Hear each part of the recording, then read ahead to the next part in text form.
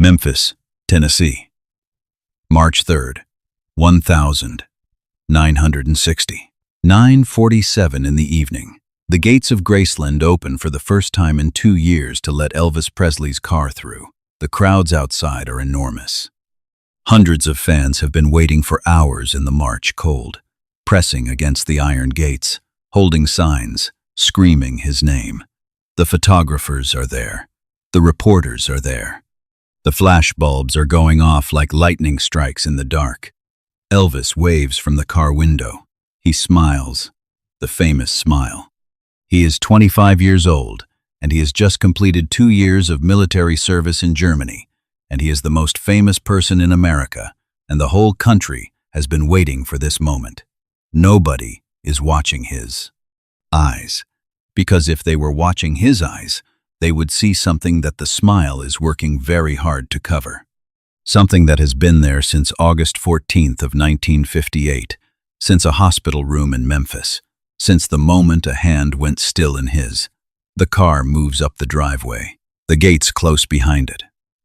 The crowds and the cameras and the flashbulbs are on the other side of those gates now, and Elvis Presley is alone with what he has been coming home to understand what that night cost him. You have to understand what Graceland was before it became a legend.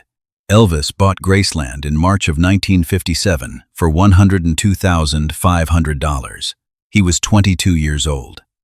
He had been famous for less than 2 years, and already the house he grew up in, the small house in Memphis where the walls were thin and the neighbors were close, and his mother could hear everything, was no longer safe. The fans had found it. The crowds gathered on the sidewalk. There was no privacy left, no ordinary life possible inside those walls, so he bought Graceland.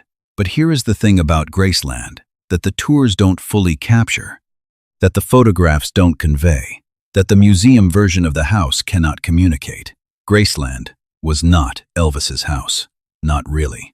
Not at the beginning. Graceland was Gladys's house. Elvis bought it for her. That was the point, not the fame, not the status symbol, not the rock star mansion that it would eventually become. He wanted his mother to have a home that was safe and beautiful and hers. He wanted her to have a garden and space and rooms that nobody could take away from them.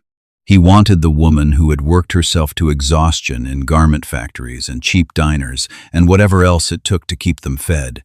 He wanted her to finally rest. Gladys had loved Graceland immediately. She kept chickens in the backyard. She planted a garden. She sat on the porch in the evenings and watched the sun go down over the property and felt, for the first time in her life, that the ground beneath her feet was not about to shift. She had been dead for 19 months when Elvis came home. The car stops in front of the house. Elvis gets out. The Memphis Mafia, Red West, Sonny West, Lamar Fike, the loyal circle who had been with him through everything. They hang back slightly. They understand something about this moment that requires distance. Vernon is at the door. Elvis's grandmother, Minnie Mae, is inside. Elvis looks at the house for a moment before he goes in. Just a moment. Just long enough that Red West, who has known Elvis since they were teenagers, who was with him when Gladys died, notices it and remembers it decades later. He said, Elvis just stood there for a second looking at the house, and I knew what he was doing. He was looking for her. He was looking for her in the windows, in the lights, in the way the house looked. And she wasn't there. And he knew she wasn't there. And then he went inside. Vernon embraces his son in the doorway. Elvis holds on for a moment, longer than he usually would. Then he steps inside. The house smells the same. The furniture is the same. The particular quality of the light in the front rooms is the same. Everything that Graceland is made of, the walls and the floors and the air itself, is exactly as he left it 2 years ago. Except the most important thing is missing. Elvis shakes hands with the staff. He says hello to his grandmother. He is gracious and warm. He is always gracious and warm. It is one of the things about him that is completely genuine. The good manners his mother drilled into him from the time he could speak. He asks about the property, about how things have been kept, about the horses, and then he says, quietly, to Vernon, "I want to see her room." Vernon walks him down the hallway. Gladys's room at Graceland has been kept exactly as she left it. Vernon made this decision in the weeks after her death and maintained it without discussion. Her things are where she put them. Her Bible is on the nightstand. A small photograph of Elvis, at about age 10, is on the dresser. The photograph she carried everywhere, the one that predates the fame by years. The one of the boy she knew before the world decided who he was. Elvis stands in the doorway of his mother's room. He does not go in immediately. He stands in the doorway and looks at everything in the room with the careful attention of someone memorizing something, or someone trying to find something they left behind. Then he goes in. He sits on the edge of her bed. He puts his hands on the bedspread, the same bedspread, exactly where she slept, and he sits there. Vernon waits in the hallway. Elvis stays in that room for 45 minutes. Nobody goes in. Nobody interrupts. The house is very quiet. The crowds outside the gates have thinned as the cold deepened. The photographers have packed up and left. The flashbulbs are somewhere else now. Inside Graceland, in a bedroom kept exactly as a woman left it, 19 months ago. Her son sits on her bed in the dark and does whatever it is that people do when they finally return to the place where they lost something and have to begin the process of learning to live with the losing. When Elvis comes out of the room, Vernon is still in the hallway. He looks at his son's face. He told interviewers years later that he had expected Elvis to be devastated, that he had been bracing himself to help his son through something. But what he saw on Elvis's face when he came out of that room was not devastation exactly. It was something older and quieter than that. Something that had already gone through devastation and come out the other side into a territory that didn't have a name yet. Elvis looked at his father and said, "She kept it nice."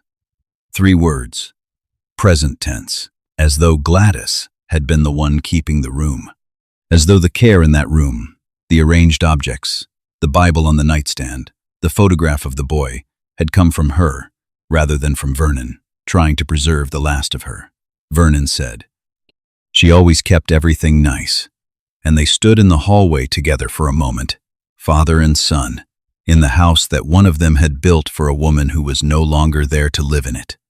That night, at some point past midnight, Vernon heard movement in the house. He got up and went into the hallway and found Elvis in the kitchen, sitting at the table in the dark with a glass of water he wasn't drinking. Vernon sat down across from him. He didn't turn on the light. They sat in the dark together. After a while, Elvis said, "I keep thinking I'm going to hear her." Vernon didn't answer. He knew what Elvis meant. The particular cruelty of familiar spaces after loss, the way they seem to promise the presence of the person who filled them, the way every familiar sound seems like it might be them, the way the house keeps offering the possibility of their return right up until the moment it doesn't. "I kept thinking she'd write," Elvis said. "In Germany. I kept thinking I'd get a letter. And then I'd remember," Vernon said. "I know, son." They sat in the dark kitchen for another hour. Then Elvis went back to bed. The next morning, Elvis began the work of returning to his career. Colonel Parker had scheduled interviews, a recording session, a television appearance. The machinery of fame had been waiting patiently for 2 years, and now it resumed. Elvis showed up for everything. He was professional and charming and present in the way that professionals are present, fully deployed on the surface, doing what needed to be done. But the musicians who recorded with him in those first weeks back described something they had trouble naming. Not sadness, exactly. Elvis didn't perform sad in the studio, didn't bring his private grief into the work in obvious ways, but something underneath the voice. A weight that hadn't been there before Germany, a knowledge. Scotty Moore, who had played guitar behind Elvis since the Sun Records sessions in 1954, said it most directly. He said, "When he came back from the army, he sounded like a man. Before, he sounded like a force of nature, something new and electric and almost frightening in its energy. When he came back, that was still there. But there was something else underneath it. Something that knew things it hadn't known before." What Scotty was describing, without quite saying it, was grief that had been carried for 19 months across an ocean and brought home to a bedroom kept exactly as someone left it. Graceland never quite became the same thing after Gladys died. Elvis kept it. He lived in it. He filled it with people, the Memphis Mafia, the girlfriends, the hangers-on, the endless parade of people who wanted proximity to the legend. He installed the famous decorations, the mirrors and the carpets and the jungle room. He made it into the thing the world knows now. But the people who knew him say he never fully inhabited it the way he had when she was alive. That there was always a room in him that corresponded to a room in the house, kept exactly as she left it. Nothing moved, nothing changed, waiting for something that was not coming back. On the morning after his return, before the interviews and the recording sessions and the resumption of everything, Elvis went back to his mother's room. He sat on the edge of her bed again. He picked up her Bible from the nightstand and held it for a while without opening it. Then he set it back down, exactly where she had left it, and went to face the day. He always put things back exactly where she had left them. For the rest of his life, that room stayed the same. Some things you don't change. Not because you can't, but because changing them would mean admitting something you are not yet ready to admit.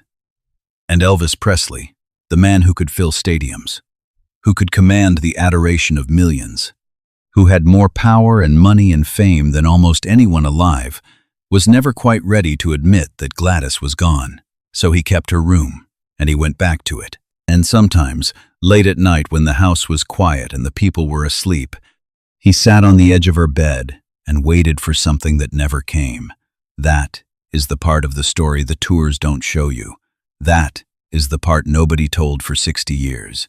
If this story moved you, if it reminded you of someone whose absence reshapes every space they used to fill, please subscribe and share it. Drop a comment below. Did you know this about Elvis's homecoming? And have you ever returned somewhere after a loss and felt the presence of someone who was no longer there? The notification bell is right there. Ring it, because the people we lose don't leave the places that knew them. They stay in the rooms. They stay in the objects. They stay in the particular quality of the light on an evening in March when someone who loved you is no longer there to see it.